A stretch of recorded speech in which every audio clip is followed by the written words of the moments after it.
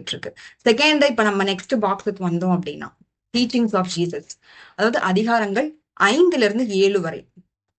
இதுல நம்ம பார்த்தோம் அப்படின்னா ஜீசஸ் என்ன மெயினா ஃபோக்கஸ் பண்றாங்க அப்படின்னா ஹார்ட் ரைச்சியஸ்னஸ். அதாவது ஜீசஸ் வந்து அந்த 5th அதிகாரம் பாத்தீங்கன்னா நம்ம கிறிஸ்டியன்ஸா இருக்க எல்லாத்துக்குமே அந்த 5ஆம் அதிகாரம், அதாவது அந்த மலை பிரசங்கத்துல இயேசு கிறிஸ்து சொல்வது வந்து ரொம்ப பிடிக்கும் எல்லாத்துக்குமே. அதுல வந்து ஒரு நிறைய பீட்டிடியூட்ஸ்ன்னு சொல்லுவாங்க. ஸோ இப்ப வந்து பொறுமையா இருக்கிறவன் பூமியை சுதந்திரித்துக் கொள்ளுவான், சாந்த குணம் உள்ளவன் பூமியை சுதந்திரித்துக் கொள்ளுவான். அந்த மாதிரி நிறைய அற்புதமான ஒரு வசனங்கள் எல்லாமே நம்ம 5ஆம் அதிகாரத்துல நம்ம வாசிக்க முடியும். அது அதற்கு பிறகு பாத்தீங்கன்னா ஜீசஸ் வந்து அதாவது சால்ட், லைட், அதாவது சால்ட்னா இந்த பூமிக்கு உப்பாய் இருங்கள், அந்த மாதிரி நிறைய கம்பேரிசன் சொல்லியிருப்பாரு. உப்பானது சாரமற்று போனால் எதனால் மறுபடியும் சாரமாக்கப்படும் என்று அந்த சால்ட்டை பத்தி சொல்லியிருப்பாங்க. லைட், பூமிக்கு வெளிச்சமாய் இருங்கள். விளக்கானது மரக்கு தண்டின் மேல்தான் வைப்பார்களே தவிர அது கட்டிலின் கீழ் வைக்க மாட்டார்கள். பூமிக்கு வந்து நம்ம உப்பாய் இருக்கணும், வெளிச்சமாய் இருக்கணும், அதாவது நம்மளுடைய எதிரிகளை நம்ம நேசிக்கணும் இப்படின்னு சொல்லிட்டு நிறைய எக்ஸாம்பிள்ஸோட வந்து ஜீசஸ் வந்து ஸ்டார்ட் பண்ணுவாங்க, டீச்சிங்ஸ் சொல்றதுக்கு ஸ்டார்ட் பண்ணுவாங்க. ஸோ மெயினா 5-7 பாத்தீங்கன்னா ஃபுல்லாமே டீச்சிங்ஸ் தான். அடுத்தது வந்து நம்ம எப்படி ப்ரேயர் பண்ணணும், ஜெபம் பண்ணுவது எப்படி அப்படின்ட்டு ஜனங்களுக்கு வந்து 6ஆம் அதிகாரத்துல வந்து சொல்லித்தராரு. எப்படி உங்க ஜெபம் இருக்க வேண்டும் அப்படின்னு சொல்லிட்டு நம்ம அலம்பி புலம்பி நிறைய வார்த்தைகளை போட்டு கொட்ட வேணாம், மனுஷர்கள் பார்க்கணும் என்று நம்ம சொல்ல வேணாம். அரைக்கதவை மூடிக்கொண்டு தலையில எண்ணெய் பூசி அந்தரங்கத்தில் இருக்கிற பிதாவை நோக்கிப்பார், அப்பொழுது அவர் உனக்கு வெளியரங்கமாய் பதிலளிப்பார் அப்படின்ட்டு நம்ம எப்படி ப்ரேயர் பண்றணும் என்ற ஒரு இன்ஸ்ட்ரக்ஷனை வந்து சூப்பரா 6ஆம் அதிகாரத்துல வந்து ஜீசஸ் சொல்லுவாங்க. அதுக்கப்புறமேட்டு நம்ம வைஸ் லிவிங், அதாவது நம்ம இந்த பூமியில நிறைய விஷயங்களை தேடி போகும் பொழுது நம்ம வந்து நமக்கு இருக்கிற relationship between human and God, நமக்கும் தேவனுக்குமான அந்த ரிலேஷன்ஷிப் வந்து அங்க குறைஞ்சிருக்கு. ஸோ அவர் என்ன சொல்றாரு, முதலாவதாக தேவனுடைய ராஜ்யத்தையும் அவருடைய நீதியையும் தேடுங்கள், இவைகள் எல்லாம் உங்களுக்கு கூட கொடுக்கப்படும். நம்ம இப்ப தேடி ஓடுகிற எல்லாமே நமக்கு தரப்படும் அப்படின்ட்டு. ஸோ சீக், ஆஸ்க், நாக், தட்டுங்கள் அப்பொழுது உங்களுக்கு திறக்கப்படும். இது எல்லாமே வந்து ஜீசஸ் வந்து 5-7 பாத்தீங்கன்னா ஃபுல்லா ஜீசஸோட டீச்சிங்ஸ். உங்களுக்கு ஜீசஸோட டீச்சிங்ஸ் படிக்கணும் அப்படின்னா 5-7ஆம் அதிகாரம் வரைக்கும் நீங்க வாசிச்சு பாருங்க. இதுதான் நம்ம வாசிப்போம். Next miracles and ministry. Next வந்து இப்ப நான் மிராக்கிள்ஸ் அண்ட் மினிஸ்ட்ரிக்கு போறேன். 8-20.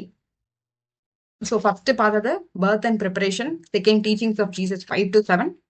நெக்ஸ்ட் வந்து மிராக்கிள்ஸ் ஆஃப் அண்ட் மினிஸ்ட்ரி 8-20. இது பாத்தீங்கன்னா எவ்வளவு அதிகாரம், 12 அதிகாரம் கிட்டத்தட்ட இருக்கு இந்த ஒரு டாபிக்ல. இதுல நிறைய அற்புதங்கள். இது வந்து ரிப்பீட்டடா நம்ம வந்து நிறைய பேரலல் மிராக்கிள்ஸ். பேரலல் மிராக்கிள்ஸ்னா நான் மத்தியில வாசிக்கிற அதே, இப்போ ஒரு செஞ்சுரியனை பத்தி சொல்றாரு அப்படின்னா 100க்கு அதிபதி என் வேலையாளி வந்து சுகமாக, நீங்க ஒரு வார்த்தை நீங்க இருந்த இடத்துலயே சொல்லுங்க, என் வேலையாளி சொத்தமாவான். அப்ப ஜீசஸ் சொல்லுவார், இதை போல விசுவாசம் உள்ள மனிதன் நான் எங்கேயும் பார்க்கல அப்படின்ட்டு.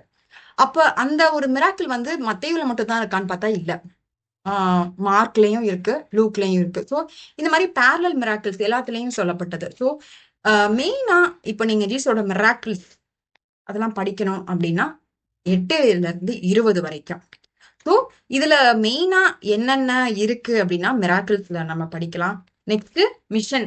மிஷன் அப்படின்னா இயேசு கிறிஸ்து இந்த பூமிக்கு வந்ததுடைய நோக்கம் என்ன, தேவனுடைய ராஜ்யத்தின் சுவிசேஷம் வந்து பிரசங்கிக்கப்பட வேண்டும் முடிவு பரியந்தம், அதாவது உலகத்தின் கடையாந்திரங்கள் வரைக்கும் தேவனுடைய சுவிசேஷம் வந்து பிரசங்கிக்கப்படும் அப்படின்ட்டு சொல்ற அந்த மிஷன் வந்து இங்க 10ஆம் அதிகாரத்துல டிசைபிள்ஸ் வந்து கமிஷன் பண்ணுவார். நீங்கள் போய் சொல்லுங்க, நான் கண்டதையும் கேட்டதையும் இலவசமாய் நீங்கள் வந்து செய்ய வேண்டும் என்று சொல்லுகிறார். அப்படி வந்து நம்ம மிஷனை வந்து இங்க வைக்கிறார், என்ன மிஷன், நம்ம எதற்காக வந்திருக்கோம் அப்படின்னு சொல்லிட்டு. நெக்ஸ்ட் வந்து பாத்தீங்கன்னா பேரபிள்ஸ். இயேசு கிறிஸ்து வந்து he is a teacher and a preacher, அதாவது நமக்கு சொல்லி கொடுக்கிறவராகவும் இருக்கார், போதகம் பண்ணுகிறவராகவும் இருக்கிறார். அப்படி நமக்கு இப்போ ஒண்ணு புரியல அப்படின்னும் பொழுது அதை வந்து ஒரு பேரபிள் வாயிலாக நம்ம கேட்கும் பொழுது நமக்கு அந்த நம்ம சொன்னதை மறப்போமே தவிர நான் அந்த பேரபிளை வந்து நம்ம ஞாபகம் வச்சிருப்போம். அப்ப நம்ம அந்த பேரபிளை ஞாபகம் வச்சிருக்கும் பொழுது ஓகே இதுதான் அவங்க சொன்னாங்க அப்படின்னு நம்ம ஈஸியா ரிலேட் பண்ணிக்க முடியும். அப்படி நிறைய இடத்துல பரலோகத்தின் ராஜ்யத்தை பற்றி நிறைய இடத்துல உவமைகள் வாயிலாக வந்து இயேசு கிறிஸ்து சொல்லியிருப்பாரு. உங்களுக்கு பேரபிள்ஸ் நிறைய வாசிக்கணும்னா நான் இன்னொரு ஒரு பிளேலிஸ்ட் கிரியேட் பண்ணிட்டேன், பேரபிள்ஸ் ஆஃப் ஜீசஸ், இயேசு கிறிஸ்துவின் உவமைகள். 4 புத்தகங்களையும் சொல்லப்பட்ட 30-31 உவமைகள் இருக்கு. கம்பைன் பண்ணி நான் சொல்லியிருக்கேன். விளக்கை பற்றினது, வெளிச்சத்தை பற்றினது, விதைக்கிறவன் பற்றின ஊமை, திருமண வீட்டிலே செய்யப்பட்ட ஊமை, அப்படி நிறைய ஊமைகள் வந்து நல்ல சமாரியன் ஊமை, நிறைய ஊமைகள் வந்து சொல்லுவாங்க. ஸோ இதெல்லாமே நான் ஒரு பிளேலிஸ்டா கிரியேட் பண்ணியிருக்கேன். நீங்க போய் செக் பண்ணி பாருங்க. நெக்ஸ்ட் இதுதான் வந்து மீனி. ஏன்னா இதுல தான் நிறைய 12 அதிகாரம் கவர் பண்றோம் பேரபிள்ஸ். அடுத்தது வந்து ஃபீடிங், அதாவது 5000 பேர்களுக்கு வந்து தன்னை ஆர்வமாய் கேட்க வந்தவர்கள் they should not go empty. அவர்களுடைய ஸ்பிரிச்சுவல் ஃபுட் வந்து ஜீசஸ் கொடுத்துட்டாங்க. ஆனா பிசிக்கலா தே ஃபீல் வீக். அப்ப அவர்களுக்கு வந்து 5 அப்பம் 2 மீன்றை கொண்டு 5000 பேரை போஷிக்கிறார். இன்னொரு இடத்துலயும் 4000 பேரை வந்து போஷிக்கிறார். இந்த மாதிரியான அற்புதங்கள் ரெக்கார்ட் ஆயிருக்கிறது தான் இந்த ஒரு கேட்டகரியில் நம்ம பார்க்கலாம். வாக்கிங் ஆன் த வாட்டர், இயேசு கிறிஸ்து வந்து தண்ணீர் மேல அவர் நடக்கிறவராய் இருக்கிறார். இந்த மாதிரியான நிறைய அற்புதங்களை வந்து நம்ம இந்த 8ல இருந்து 20ஆம் அதிகாரம் வரைக்கும் நம்ம வாசிக்க முடியும். அடுத்தது டிசைபிள்ஷிப், ஃபர்கிவன்ஸ். நம்ம வந்து இயேசு கிறிஸ்துவே வந்து பாத்தீங்கன்னா, நான் ஊழியம் கொள்ள வராமல் ஊழியம் செய்யவும், நான் அநேகரைய ரட்சித்து கொள்ளவும் நான் வந்தேன் என்று சொல்லுவார். ஸோ நம்மளும் வந்து ஜீசஸ் கிரைஸ்டோட ஃபுட் ஸ்டெப்ஸை ஃபாலோ பண்ணி, என்னை வந்து எல்லாரும் பார்க்கணும், எனக்கு தான் எல்லாம் சர்வ் பண்ணணும்ன்ற ஒரு மென்டாலிட்டியில இருந்து ஒரு ஷிஃப்ட். எனக்கு அவங்க என்ன செய்யணும் நான் எதிர்பார்க்கணும், அதை வந்து நான் அவர்களுக்கு செய்யறேன் என்று அந்த தாழ்மையான குணத்தை வந்து தேவன் வந்து கற்றுத்தருவார். ஸோ இதுதான் வந்து மிராக்கிள்ஸ் அண்ட் மினிஸ்ட்ரி 8ஆம் அதிகாரத்துல இருந்து 20ஆம் அதிகாரம் வரைக்கும் ரெக்கார்ட் ஆயிருக்கு. நெக்ஸ்ட் வந்து ஃபைனல் வீக் இன் ஜெருசலேம். ஸோ இப்போ நம்ம வந்து ஒரு எண்டுக்கு வந்துட்டோம். ஸோ 21 to 25 இந்த அதிகாரங்கள்ல என்ன சொல்லப்பட்டிருக்கும் பாத்தீங்கன்னா, அந்த ட்ரைம்ஃபல் என்ட்ரி, இயேசு கிறிஸ்து வந்து ஒரு கழுதையின் மேல் அமர்ந்து அவர் எருசலேமை நோக்கி அவர் வருவார். தேவாலயத்துக்கு வரும் பொழுது, அதான் பாம் சண்டே, நம்ம இன்றைய வரைக்கும் அந்த சண்டேயை நம்ம செலிப்ரேட் பண்றோம், ஈஸ்டருக்கு முன்னாடி சண்டே. நெக்ஸ்ட் பாத்தீங்கன்னா வாவ் டு லீடர்ஸ். இது வந்து என்னன்னா, இது ஒரு முக்கியமான ஒரு அதிகாரம். இந்த ஒரு அதிகாரத்துல வந்து பரிசேயரையும் வேத பாரகரையும் இயேசு கிறிஸ்து பயங்கரமா தாக்கியிருப்பாரு.